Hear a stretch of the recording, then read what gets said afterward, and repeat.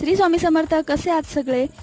I know तुमचे मुलं सुद्धा रमासारखेच मॅगीचा हट्ट करत असतात. मग काय करायचं बरं? तुम्हाला याच्यावरून समजलं असेल की ह्या मॅगीचा जुगाड मी कसा केला आहे ते.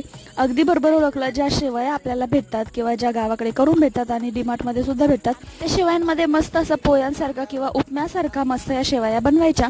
मॅगी मसाला मात्र ज्या मॅगीमध्ये आपल्याला जे पाऊच भेटतं ना मॅगीचं, तेच वापरायचं बरं का.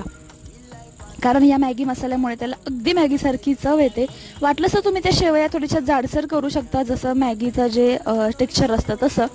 आणि रमा ते खूप आवडीने खाते. या शेवया फक्त गव्हाच्या पिठाच्या असतात. जर तुम्ही खास बनवून घेत असतील तर या खूप हेल्दी असतात. आणि ऑफकोर्स त्याच्यामध्ये टोमॅटो किंवा तुमच्या आवडतीचे व्हेजिटेबल्स तुम्ही ॲड करू शकता मॅगी मसाल्यासोबत.